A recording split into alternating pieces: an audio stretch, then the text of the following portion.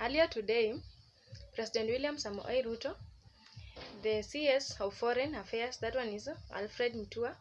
We also have the US Senator Chris Coons, and finally the US Ambassador to Kenya, that one is Meg Whiteman, held a meeting in Status, Nairobi today.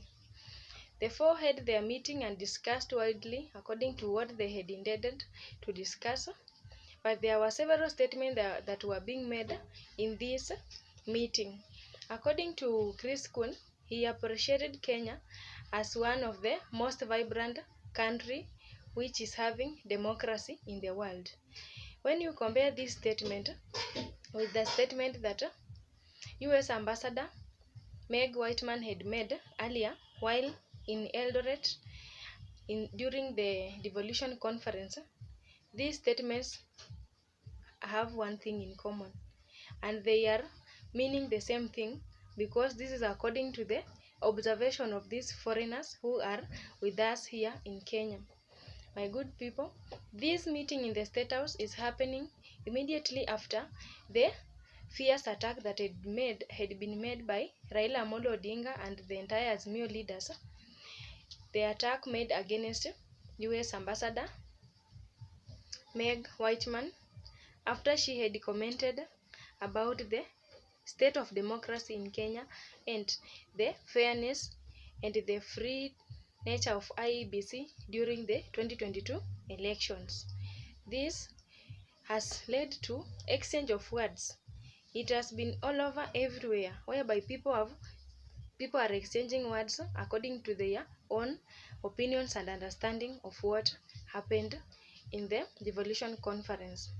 Ladies and gentlemen, this meeting was specifically prepared at least to bring these two foreigners together and to show concern that the president and the government at large are on their side, because they have protected them and they have shown this ambassador, who just made her own observation, that she did a commendable job on recommending on matters of the fact according to their own observation. My good people, the Foreign Affairs CS, that one is Alfred Mutua, has just reminded Raila Amolo Odinga that Raila Amolo Odinga does not have any power to recall any of the ambassadors in their country, and it is only the office of the Foreign Affairs, this ministry, and the president alone are those in position to cancel or to do anything with this ambassador. My good people, according to what has been prevailing, that was brought up by the attack of words from the opposition, we see the president has addressed this as disrespect, and he is seeing it as insensitive, because as much as the leaders are having disagreeing opinions about something, then they should have respect in the way they are addressing each other.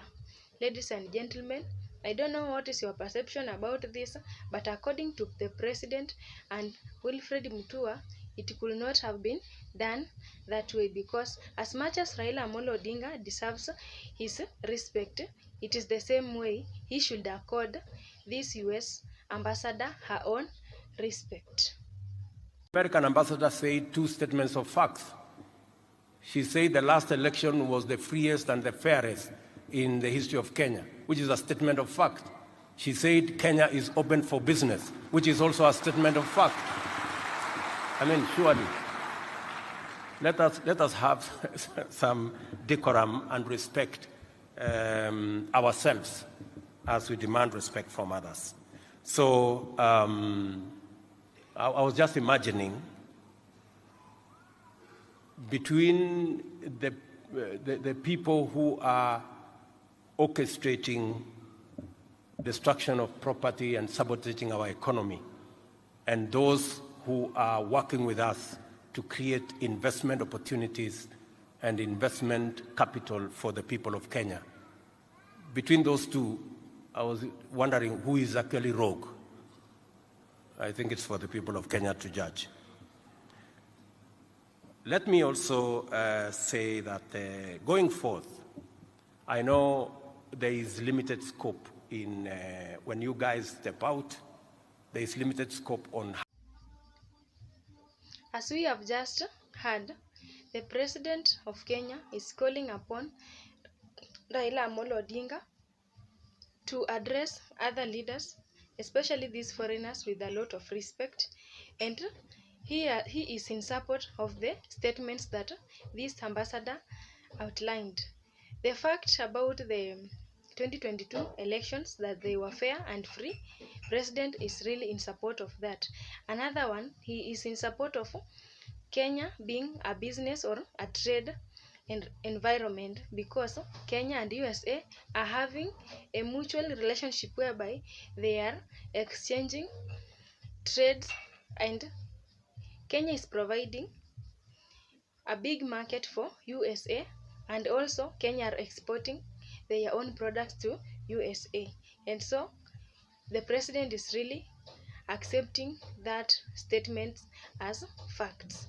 And to that, I don't know how people are receiving it, but that one is just to defend this US ambassador, because it is really a bad picture that was painted on how these top leaders exchange words in public, and it is everywhere. Ladies and gentlemen, we see yesterday leaders from Azimio la Umoja, they have been saying that it is really hurting. It is disgracing to see this ambassador is talking about democracy in Kenya, yet there is no democracy. I don't know how these leaders understand the word democracy.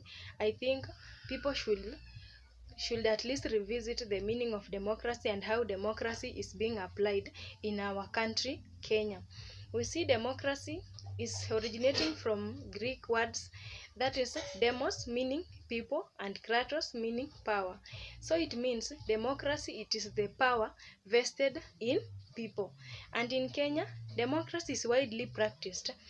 For example, we have multi-party, and multi-party is here with us. We have different political parties, whereby we have that one from the opposition, the government, and some of the minor parties that have been joining together, at least to form a coalition. And we see in that practicing of multipartyism, we see that one is already democracy. Also, to speak about direct or indirect or representative democracy, Kenya is really practicing that type of democracy. We also have these people like members of parliament, whom we elect ourselves to represent us in making of the laws. We also have people like the county rep, our governors, the MCS, the senators. These are all people who are representing Kenyans, the citizens, and that one is indirect democracy.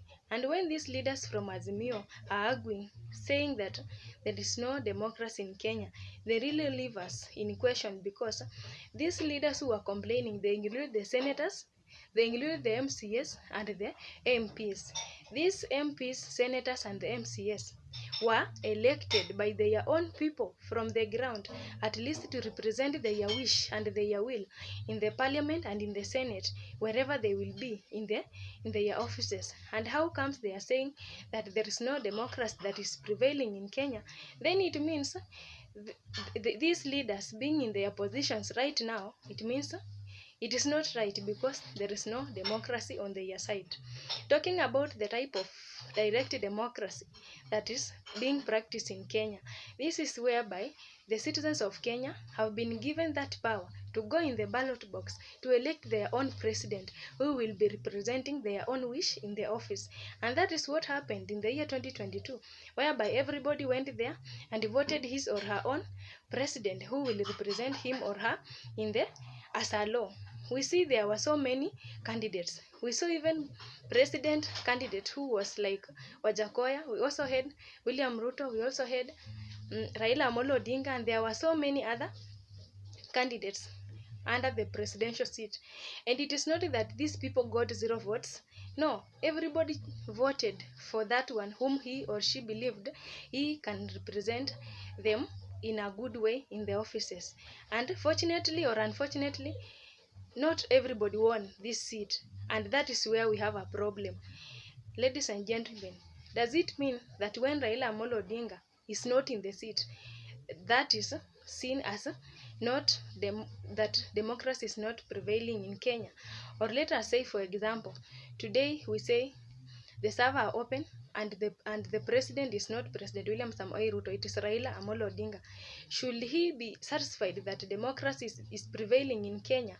My good people, let us learn how to differentiate these keywords that are being used during the political conferences and the real thing that is happening on the ground, because according to the percentage of observation and how things have been happening, for real, Kenya is practicing democracy in a perfect way. And talking about democracy, let it not be confused with the conflict that is arising between president and the opposition leader about the results of election. My good people, I don't know about your opinion on this, but thank you for watching my video. Have a good day.